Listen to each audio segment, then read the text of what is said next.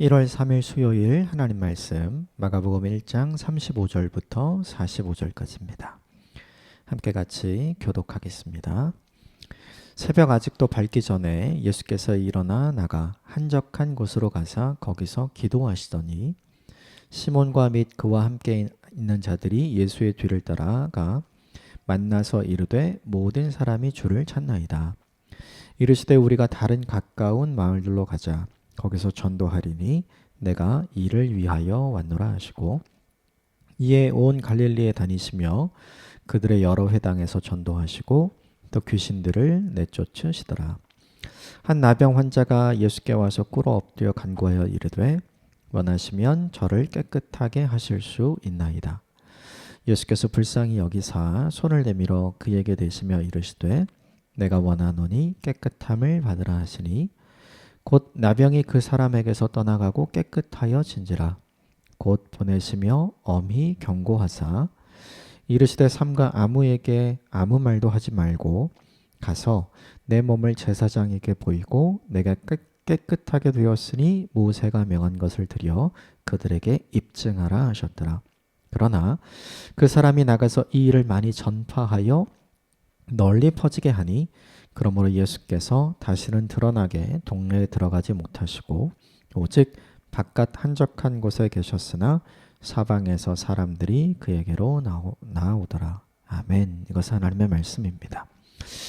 오늘 본문 마가복음 1장 후반절에 있는 내용인데 오늘 본문에서 중요한 두 가지의 내용이 등장을 해요. 첫 번째는 예수님의 우선순위와 사람들의 우선순위가 이제 어떻게 차이가 있는가. 이것이 첫 번째 우리가 살펴봐야 될 중요한 내용이고요. 또 하나는 나병 환자를 고쳐주신 예수님의 이야기 속에서 예수님이 정말 중요하게 생각하시는 것이 무엇인가. 이 두 가지 우리가 좀 함께 나누고 또 적용해야 할 바를 좀 살펴서 우리에게 적용해 보도록 하겠습니다. 먼저 35절 같이 읽읍시다. 35절 시작. 새벽 아직도 밝기 전에 예수께서 일어나 나가 한적한 곳으로 가사 거기서 기도하시더니 예수님께서 말씀을 새롭게 어제 본문에 해석을 해서 사람들에게 전해주시고 또 사람들이 지금까지 온전하게 회복하지 못했던 귀신에 눌려있던 사람을 온전하게 회복하시는 영적인 권위를 사람들에게 보여주셨죠. 그래서 참 말씀의 권위, 참 영적인 권위가 무엇인지를 사람들에게 보여주셨어요. 이게 정말 놀라운 하나님의 말씀이구나. 그리고 정말 놀라운 하나님의 능력이구나. 이걸 사람들이 경험하고 나서 많은 사람들이 예수님께 아픈 사람들을 막 데려오죠. 어제 보면 마지막에 이제 그것이 나오죠. 예수님 앞으로 데려왔던 많은 사람들을 예수님께서 어떻게 해주시면 일일이 다 고쳐주시고 회복시켜주시고 온전케 해주시고 하나님 말씀을 들려주시는 사역을 계속 감당을 하죠. 그리고 날이 바뀌죠.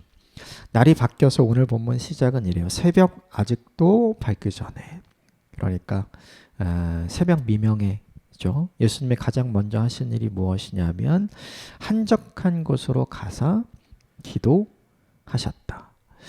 어제 본문을 이어보면 예수님께 가장 중요한 건 하나님 나라 말씀을 제대로 해석해서 새롭게 가르쳐 주시는 일, 말씀을 선포하시는 일이 되게 중요한 사역이었고 또 육신의 아픔을 가지고 있었던 사람들을 온전하게 회복시켜 주시고 완전하게 고쳐주시는 일이 예수님에게 가장 중요한 사역 중에 하나였죠. 이것 모두는 다 사람들에게도 필요했고 사람들도 원했던 것이었어요. 이 사역이 오늘 본문에도 보면 또 기다리고 있는데 이 사역을 시작하기 전에 예수님이 먼저 하신 일이 오늘 보면 35절에 나오는 기도인 거죠. 홀로 하나님과 독대하는 시간을 갖게 되는 것. 이 본문이 우리에게 보여주는 메시지가 하나 있다면 이것이죠. 예수님께서 하늘의 능력이 어떤 것인지를 보여주고 하나님의 말씀의 진수가 어떤 것인지를 계속해서 보여주셨잖아요. 그러니까 쉽게 말하면 하나님과 동역하는 거죠. 그렇죠? 그런데 이 하나님과 동역하기 위해서 먼저 해야 될 일이 무엇인지를 예수님이 이 본문에서 보여주는 거예요. 우리 모두 다 어떤 생각을 하냐면 우리도 예수님처럼 말씀의 능력이 있는 사람으로 쓰임받고 싶다. 우리도 예수님처럼 누군가를 온전하게 회복하게 하는 통로로 쓰임받고 싶다. 하늘의 능력이 우리를 통해서 누군가에게 전달되어지는 통로로 인생을 살고 싶다. 다시 말하면 하나님과 동역하는 인생을 살고 싶다. 이렇게 생각을 하죠. 근데 그런 사람에게 반드시 먼저 있어야 될 중요한 내용이 뭐냐면 홀로 하나님과 함께 교제하는 시간이 필요하다는 걸 먼저 보여주는 거죠. 다시 말하면 정리하면 하나님과 동역하기 전에 먼저 해야 할 일은 하나님과 동행하는 일이 먼저다. 이걸 보여주는 거예요. 예수님께서 하나님의 능력이 무엇인지 하나님의 말씀이 어떤 것인지를 사람들에게 다 보여주셨잖아요. 그리고 나서 오늘도 그 일을 하셔야 되거든요. 그런데 오늘 그 일을 하시기 전에 예수님 먼저 하신 일은 하나님과 함께 독대하면서 하나님과 기도하고 하나님과 교제하고 하나님과 대화하는 일을 하는 거죠. 하나님과 동역하기를 원하는 사람이 반드시 해야 되는 일이 하나님과 동행하는 일이라면 이것을 우리에게 적용해야 할 필요가 있는 것 같아요. 올 한 해 어제 본문에 우리가 함께 나누었던 것처럼 예수 그리스도를 따르기로 결정하고 예수 그리스도를 따르는 인생을 살려고 할 때, 주님과 동역하는 인생을 살려고 할 때 우리에게 올 한 해 날마다 필요한 것이 무엇인가? 하나님과 동행하는 시간을 만드는 것. 그 시간을 결정하고 그 시간을 지켜가는 것. 특별히 오늘 본문에 기도하는 시간이었잖아요. 올 한 해 이것을 잘 감당하는 저와 여러분이 되었으면 좋겠어요. 특별히 우리가 지금 이제 1월 초를 보내고 있잖아요. 이 1월 초를 우리가 보내면서 날마다 하나님과 함께 독대하고 기도하는 시간을 정해서 예수님처럼 하나님과 동행하는 시간을 개인적으로 갖는다면 예수님이 이 이후에 하신 하나님과 어떻게 동역했는지 우리가 다 알고 또 이제 앞으로 보게 될 거잖아요. 그런 인생을 올 한 해 우리도 살아갈 수 있게 되지 않을까 생각이 들어요.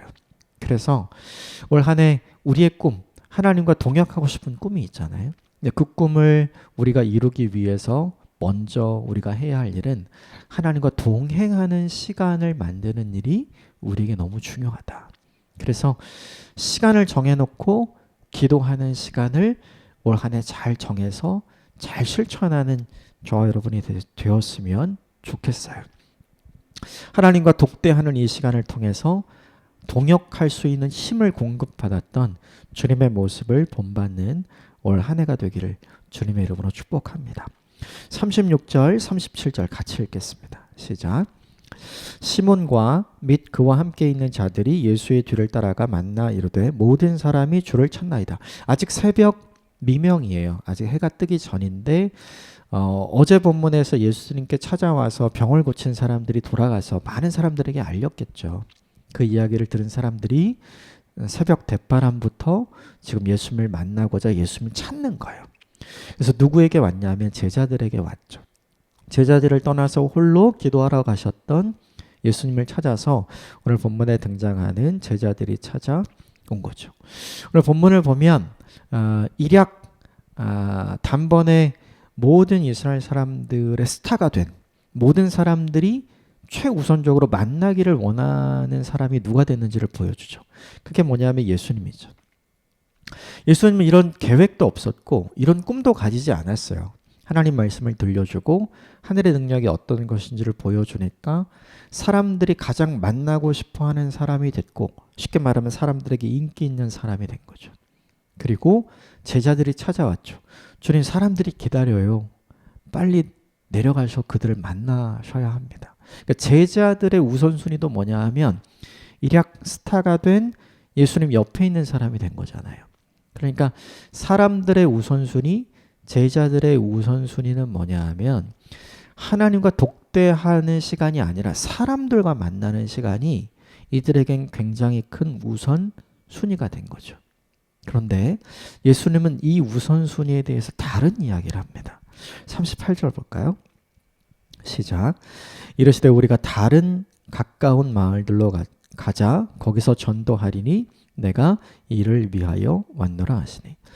사람들이 원하는 건 예수님을 만나서 말씀을 듣고 또 뭔가 고쳐지기를 원했겠죠. 그런데 오늘 그걸 원하지 않아요. 예수님은. 참 이상하죠. 오히려 다른 마을로 가서 예수님 이렇게 얘기했어요. 전도하자. 내가 이를 위하여 왔다. 이렇게 이야기하죠.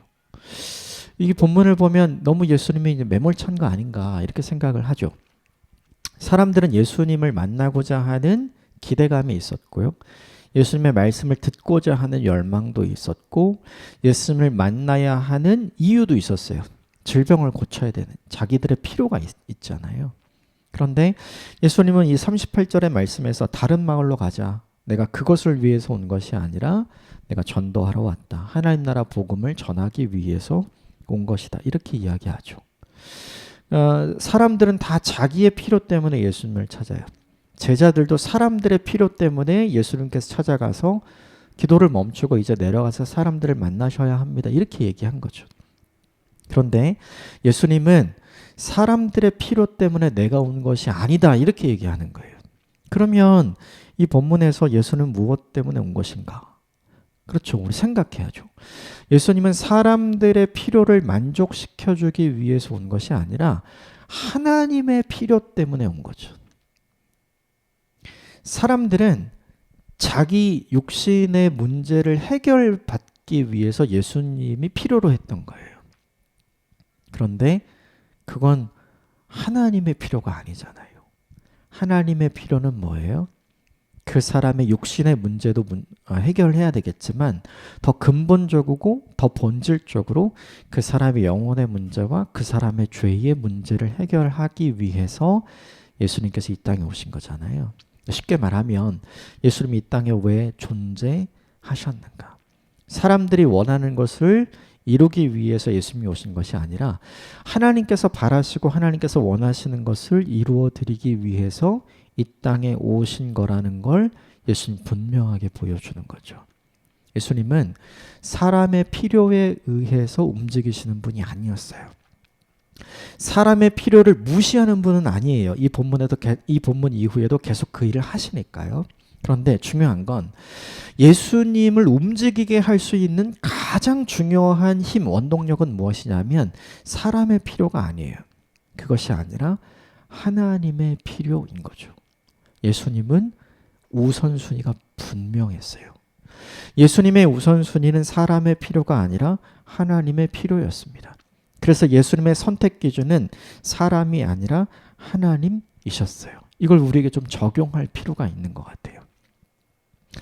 내 인생을 살아가면서 올 한 해를 계획하면서 또 오늘 하루를 살아가면서 올 한 해를 우리가 디자인하면서 우리가 많은 선택을 해야 할 시기가 우리에게 오겠죠.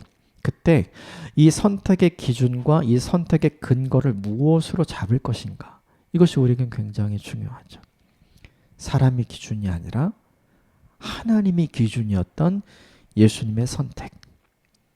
사람들의 필요를 채우는 것보다 하나님의 필요를 채우는 것이 더 우선적이었던 예수님의 선택. 이 선택이 저와 여러분에게 있게 되기를 주님의 이름으로 축복합니다. 약간은 차가워 보일 수 있죠. 그런데 이 선택은 정말 바른 선택이었거든요. 사람들은 실망할 수 있는 선택이었어요. 그러나 하나님은 오히려 소망과 희망을 품을 수 있고 하나님이 기뻐할 수 있고 하나님이 자랑스러워할 수 있는 선택이잖아요. 그러므로 이 본문 36절부터 38절까지 우리에게 도전하는 이 내용을 기억해야 할 것 같아요. 제자들의 우선순위, 사람들의 우선순위보다 예수님에게 더 중요했던 건 하나님의 우선순위. 사람들의 필요보다 더 예수님께 중요했던 건 하나님의 필요가 무엇인가. 내가 왜 여기 온 인생의 목적이 무엇인지를 예수님 분명하고 선명하게 알고 있었죠. 그것 때문에 선택하고 결정하시잖아요. 올 한 해 우리가 무언가를 선택할 때 이런 망설임과 주저함이 있을 수 있는 것 같아요. 사람들에게 유익한 결정을 하는, 그러나 그것을 넘어서서 하나님께 더 유익한 결정을 하는 저와 여러분이 되시기를 주님의 이름으로 축복합니다. 그게 훨씬 더 하나님께 유익한 결정이고 하나님께서 기뻐하실 수 있는 결정인 것 같아요. 실제로 예수님은 사람들이 기다리는 사람들에게로 가지 않고 다른 마을로 가서 복음을 전도하시고 또 질병의 치유를 기다리는 사람들을 고쳐주시는 장면이 등장하죠. 그러다가 오늘 본문에 한 나병 환자를 만납니다. 40절 같이 읽겠습니다. 시작.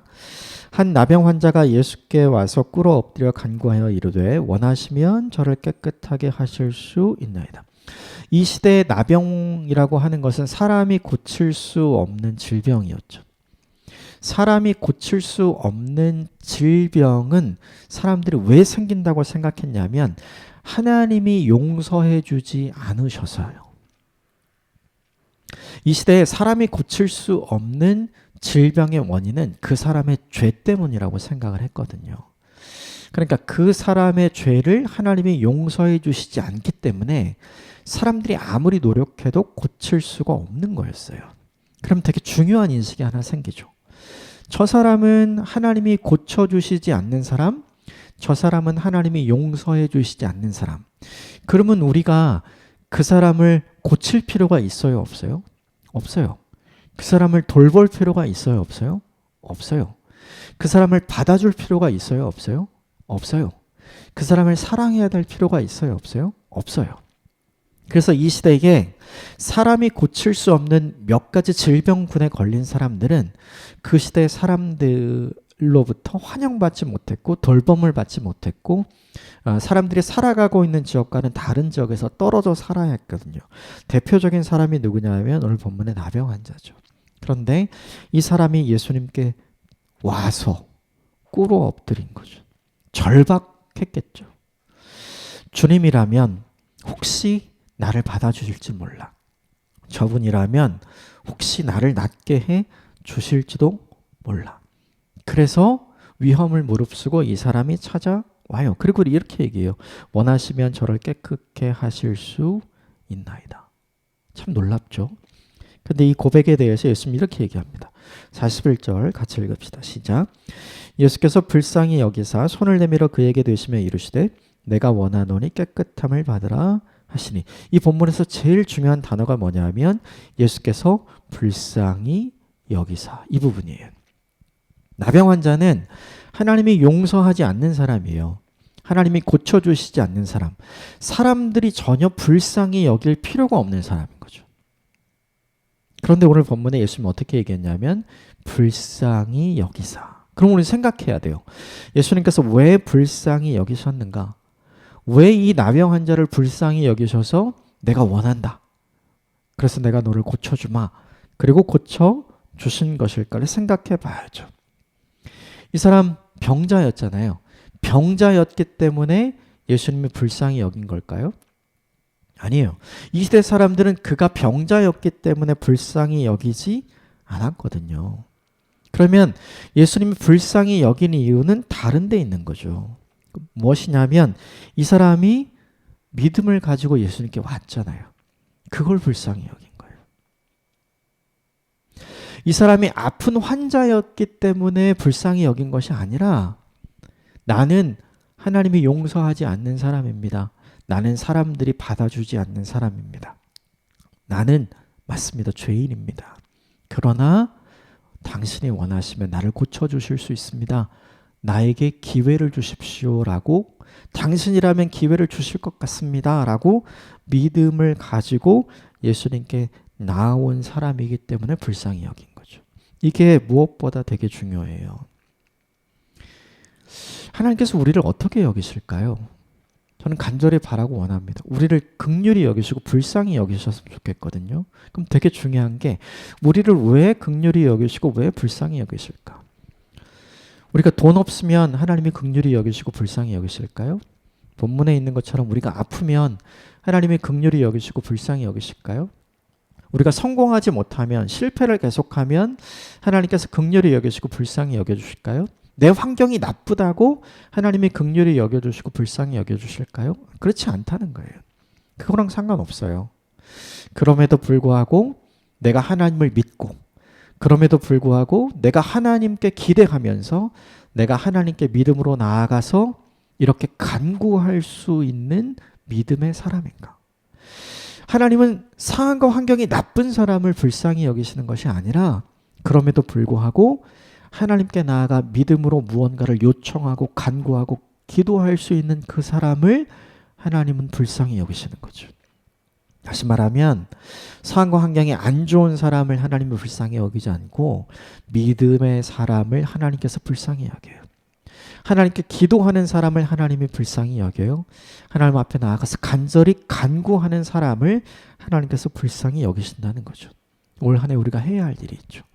하나님, 나 이런 상황 때문에 불쌍합니다. 나를 긍휼히 여주십시오. 이럴 필요가 없어요. 네.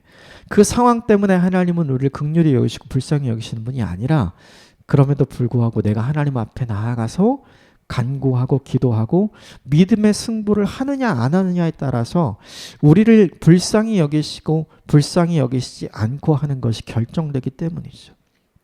그러므로 기억해야 할 것이 하나 있어요. 그것은 뭐냐 하면 주님이 불쌍히 여기는 기준, 주님이 긍휼히 여기는 기준이 우리랑 다르다는 거예요.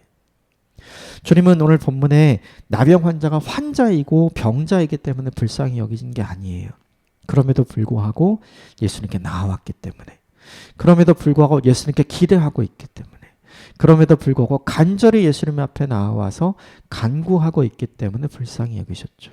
이 일이 저와 여러분에게 있게 되기를 주님의 이름으로 축복합니다. 올 한 해를 지나면서 우리도 많은 어려운 순간들을 지나게 되겠죠. 그때마다 그 문제를 가지고 주님 앞에 담대히 나와서 간구하고 믿음으로 기대하는 저와 여러분이 되시기를 주님의 이름으로 축복합니다. 그러면 그렇게 주님 앞에 들고 나온 우리, 그 모든 상황을 주님 앞에 맡긴 우리의 인생을 주님 앞에 온전히 올려드린 우리의 모습을 보고 주님이 긍휼히 여기셔서 오늘 본문의 나병 환자를 깨끗하게 해주셨던 것처럼 우리 인생의 문제를 주님의 방식으로 주님의 때에 해결해 가시는 것을 반드시 보게 되는 한 해가 되기를 주님의 이름으로 축복합니다. 올 한 해가 그런 한 해가 되었으면 좋겠어요. 이 사람이 정말 나섰죠. 그리고 예수님께서 말씀하세요. 제사장에게 먼저 가서 확인을 받으라. 모든 사람들이 이제 내가 나병 환자가 아니라 이제 건강해진 사람이라고 확인을 받아라. 그래서 너의 무너진 인생을 회복해라. 그것이 네가 해야 할 가장 중요한 일이다. 예수님께서 이렇게 말씀하셨어요. 그런데 그가 그 일을 하지 않아요. 마지막 45절 같이 읽읍시다. 시작. 그러나 그 사람이 나가서 이 일을 많이 전파하여 널리 퍼지게 하니 그러므로 예수께서 다시는 드러나게 동네에 들어가지 못하시고 오직 바깥 한적한 곳에 계셨으나 사방에서 사람들이 그에게로 나오더라. 그 사람이 한 일은 뭐냐 하면 예수님께서 제사장에게 먼저 가서 보여라 라고 했지만 제사장에게 안 갔어요. 불순종한 거 아니에요? 그렇죠?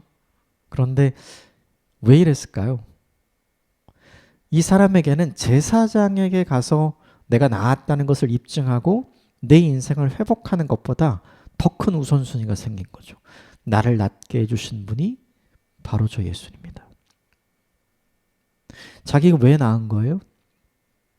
이 사람들의 생각과 사고에서는 내 죄를 용서해 주신 거예요. 그러면 나병 환자의 입장에서는 예수님이 고쳐주셨죠. 그럼 예수님이 누가 되는 거예요? 하나님이 되시는 거예요. 지금까지는 어떻게 됐어요?